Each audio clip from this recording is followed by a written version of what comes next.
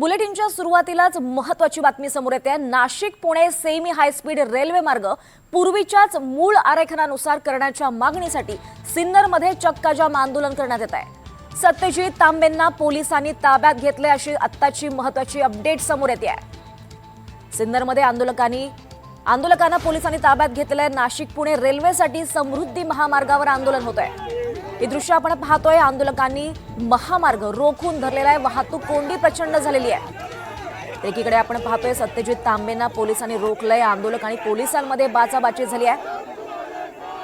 तिसऱ्या दृश्यात आपण पाहतोय आंदोलकांना अडवण्याचा प्रयत्न करण्यात आलेला आहे। मोठ्या संख्येने आंदोलक इथे जमा झालेले आहेत। सिन्नरमधली दृश्य आपण पाहतोय। आंदोलकांनी समृद्धी महामार्ग हा रोखून धरलेला आहे। आमदार सत्यजित तांबे या आंदोलनात सहभागी झाले होते, नेतृत्व करत होते। त्यांना पोलिसांनी ताब्यात घेतलेलं आहे, पोलिसांनी रोखलेलं आहे।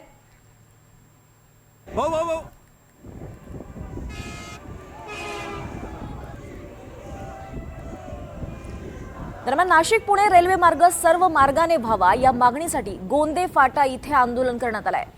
आंदोलनकर्त्यांनी समृद्धी महामार्ग रोखलाय, त्यामुळे महामार्गावर वाहतुकीचा मोठा खोळंबा झालाय। वाहनांच्या तब्बल 2 ते 3 किलोमीटर पर्यंत लांबच लांब रांगा लागल्यात। समृद्धी महामार्गावर सध्या नेमकी काय परिस्थिती आहे याचा आढावा घेतलाय आमचे प्रतिनिधी राहुल वाघ यांनी। नाशिक पुणे रेल्वे मार्ग सरळ व्हावा या मागणीसाठी शेतकऱ्यांकडून आंदोलन करण्यात येते। आपण जर या ठिकाणी बघितलं तर चक्क समृद्धी महामार्गावरती या ठिकाणी आंदोलन करण्यात येते। त्यांच्याकडून हा मार्ग सरळ मार्गाने व्हावा अशी मागणी करण्यात येते। तर दुसरीकडे जर आपण या ठिकाणी बघितलं तर मोठ्या प्रमाणात समृद्धी महामार्गावरती वाहनांच्या रांगा लागल्याचं आपल्याला दिसून येते। जवळपास 4 ते 5 किलोमीटर पर्यंत या ठिकाणी समृद्धी महामार्गावरती संपूर्ण वाहतुकी ठप्प झाल्याचं आपल्याला एकंदरीत दिसून येते। या ठिकाणी पोलिसांनी चोख बंदोबस्त जरी ठेवलेला असला तरी या ठिकाणी वाहनांच्या मोठ्या मोठ्या रांगा ह्या समृद्धी महामार्गावरती लागलेल्या आपल्याला दिसून येत आहे। शिर्डी मार्ग हा मार्ग न नेता थेट नाशिकहून पुण्यापर्यंत मार्ग न्यावा अशी मागणी या संपूर्ण आंदोलनकर्त्यांकडून करण्यात येते। परंतु आपण जर एकंदरीत बघितलं तर समृद्धी महामार्ग या आंदोलनकर्त्यांनी नेहमी गावा करत या ठिकाणी रोखलेला आहे आणि या ठिकाणी मोठ्या प्रमाणात रांगा या आपल्याला वाहनांच्या दिसून येत आहे। खरं तर पुणे नाशिक रेल्वे मार्गासाठी आज 4 ते 5 ठिकाणी आंदोलन करण्यात येते आणि सिन्नरच्या गोंडे फाट्याजवळ आता आंदोलनकर्त्यांनी समृद्धी महामार्ग रोखलेला आहे। राहुल वाघ, एनडीटी मराठी, नाशिक। तर दृश्य आपण पाहतोय, पोलीस या आंदोलकांची धरपकड करताना दिसत आहेत। ही गाडी सध्या पोलिसांची दाखल झालेली आहे। चोख पोलीस बंदोबस्त तैनात करण्यात आलेला आहे। सिन्नर मधली सगळी दृश्य आहेत। नाशिक पुणे सरळ मार्गे रेल्वे मार्ग व्हावा अशी या आंदोलकांची मागणी आहे आणि त्यासाठीच हे सर्वपक्षीय आंदोलन करण्यात येत आहे। या आंदोलनाला अनेक संघटनांनी, शैक्षणिक संघटनांनी, सामाजिक संघटनांनी पाठिंबा दिलाय हे आधीच स्पष्ट करण्यात आलेलं आहे। ही प्रचंड गर्दी आंदोलकांची जमा झालेली आहे। ही सध्या दृश्य आपण पाहतोय, आंदोलकांची धरपकड करण्यात येते। पोलीस इथे दाखल झालेले आहेत, पोलिसांचं पथक दाखल झालेलं आहे। ही दृश्य पाहतोय, प्रचंड बाचाबाची इथे झालेली आहे। आंदोलकांची धरपकड करण्यात येते आहे। ही दृश्य आपण पाहतोय, पोलीस कशा पद्धतीनं धरपकड करतायत या आंदोलकांची। आंदोलकांना ताब्यात घेण्यात येत आहे आणि याचाच आढावा आमच्या प्रतिनिधींनी घेतलेला आपण पाहूयात। नाशिक पुणे रेल्वे मार्ग सरळ मार्गाने व्हावा यासाठी या ठिकाणी चक्काजाम आंदोलन करण्यात येत आहे। आंदोलनकर्त्यांकडून असेल शेतकऱ्यांकडून या ठिकाणी समृद्धी महामार्गावरती चढण्याचा प्रयत्न करण्यात आलेला होता, परंतु पोलिसांनी त्यांना त्या ठिकाणी वेळीच रोखल्याचं आपल्याला दिसून येत आहे आणि आता आंदोलनकर्ते हे या ठिकाणी चक्काजाम करत या ठिकाणी रस्त्यावरच बसल्याचे आपल्याला दिसून येते।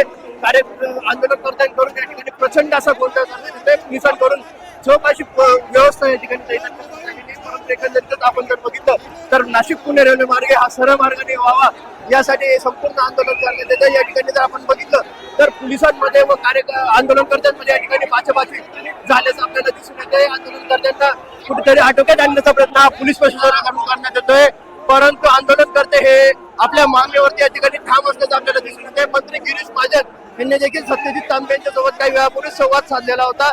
त्यांनी लेखी देण्याचं आश्वासन जरी दिले नव्हतं, मात्र आंदोलनकर्ते अद्याप या ठिकाणी ठाम असल्याचं आपल्याला दिसून येतंय। राहुल वाघ, एनडीटी मराठी, नाशिक। अधिक माहिती घेऊयात। राहुल वाघ आमचे प्रतिनिधी त्या ठिकाणाहून जोडले गेले। तर राहुल, सध्याची तिथली काय परिस्थिती? आंदोलकांची धरपकड करण्यात येत्याचं दिसतंय।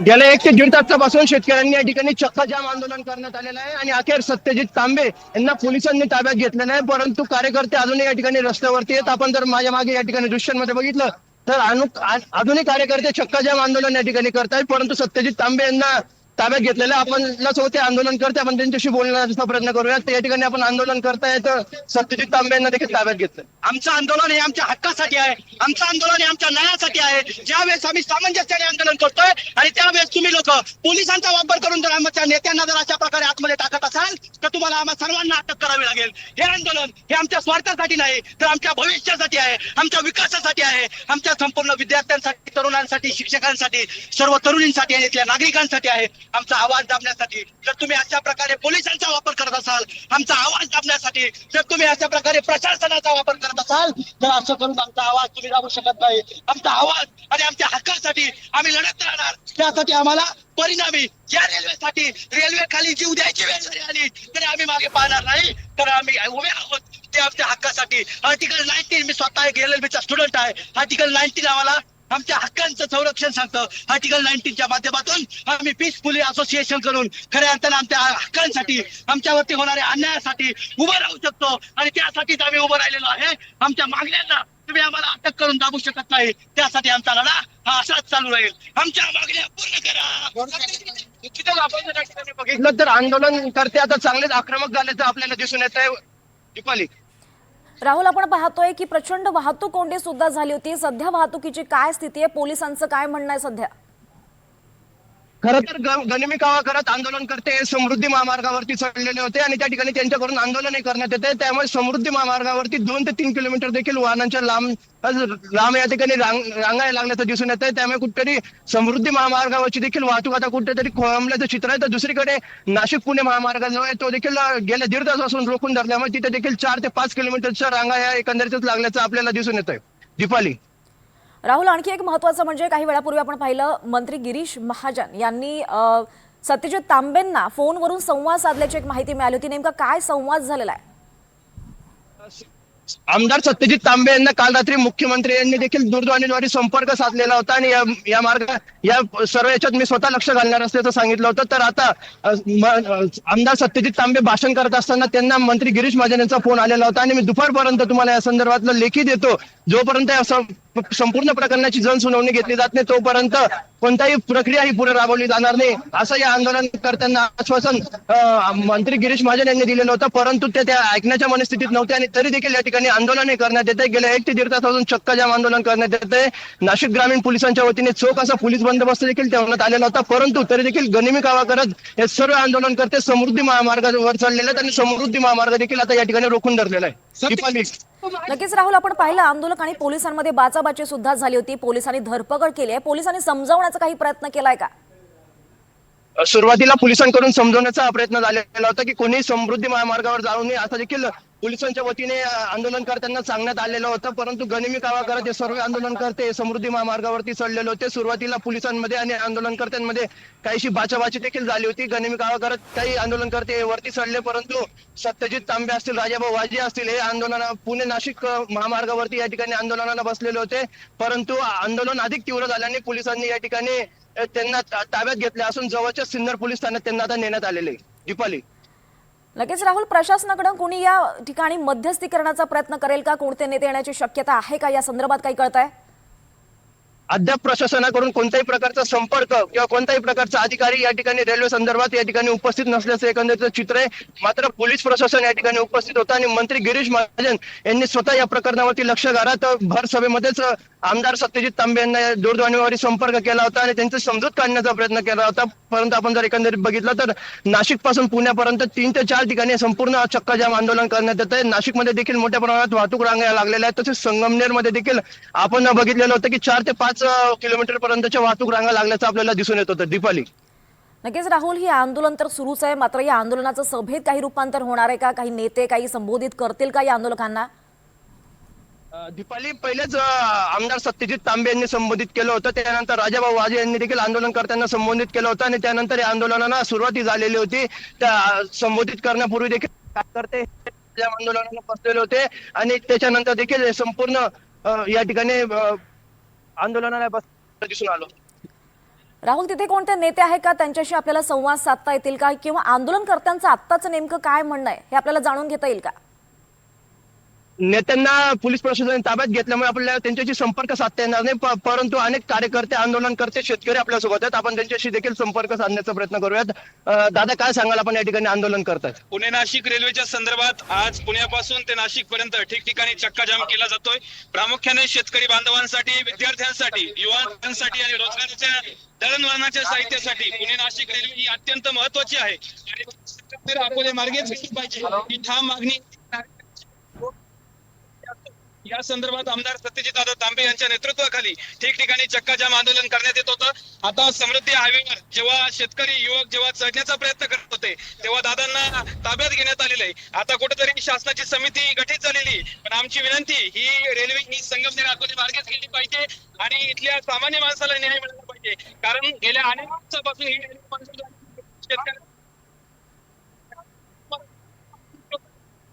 जेव्हा ही मान्यता कारण बाजूला करून ही रेल्वे वळवण्याचा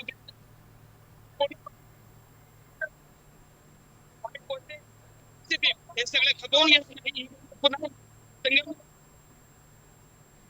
निश्चितच. आणि दीपाली, एक गोष्ट बोला. महत्वाची म्हणजे की जेव्हा सत्यजित तांबे यांना ताब्यात घेतलं होतं तेव्हा चक्क त्यांच्या कार्यकर्त्यांनी पोलीस गाडीच्या पुढे झोपण्याचा या ठिकाणी प्रयत्न केला होता. त्यामुळे पोलिसांनी देखील त्यांचा वापर करत त्यांना सरकवण्याचा प्रयत्न केला. मात्र या आंदोलनाने अतिशय तीव्र स्वरूप घेतल्याचं आपल्याला एकंदरीत दिसून येतंय. दीपाली, निश्चितच राहुल, या संदर्भातला आढावा घेतच राहणार आहोत. तुर्तास धन्यवाद. आता थेट जाऊयात, रोहित पवार बोलतायत.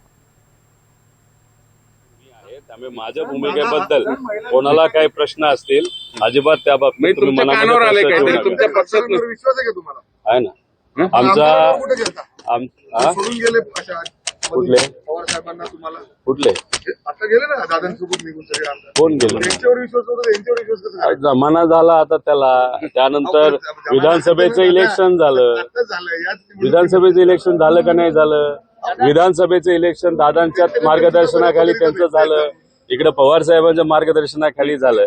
जुन्या गोष्टी काढून आता काय चाललंय याच्यावर परिणाम. थेट मुद्द्यावर येऊ. तुमची काय इच्छा आहे? तुमच्या पक्षाच्या खासदारांनी त्या बिलाच्या विरोधात मतदान करावं की बाजूने मतदान करावं की गैरहजर राहावं? कारण इच्छापेक्षा माझा विश्वास आहे की आमचे सर्व खासदार, आठही खासदार डिलिमिटेशनच्या विरोधात त्या ठिकाणी मतदान करतील. कोणी अनुपस्थित राहणार नाही, उपस्थित राहून डिलिमिटेशनच्या विरोधात मतदान करतील. 50% असू नाहीतर काही वेगळं असू. कारण डिलिमिटेशन हे फक्त नाव आहे. जसे वॉर्ड फोडले जातात, प्रभाग फोडले जातात, तसंच लोकसभा मतदारसंघ आणि विधानसभा मतदारसंघ भाजपने 2016 पासून त्याच्यावर काम केलेलं आहे. 2011ला जे अधिकारी डिलिमिटेशन मध्ये इन्व्हॉल्ड होते त्यांना आता त्यांनी पगारावर घेतलेला आहे. आणि उद्या जाऊन जसे वॉर्ड फोडले, जसे जर लोकसभा आणि विधानसभा फोडायला लागले तर मग मात्र त्या ठिकाणी लोकशाही या देशामध्ये राहील असं आम्हाला वाटत नाही. एवढं करून तुमच्या खासदारांनी समजा ऐनवेळी जसं मोदींनाच भेटायला चालले, काही सेटलमेंट झाली, मग पुढे काय?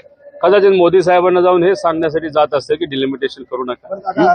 सत्यजित तांबे तिथं आंदोलन करतायत, पोलिसांनी त्यांना ताब्यात घेतलेलं आहे. मुंबई पुणे हायस्पीड पुणे नाशिक हायस्पीड रेल्वेचं अमोल कोल्हे देखील त्या ठिकाणी पोहोचलेले आहेत.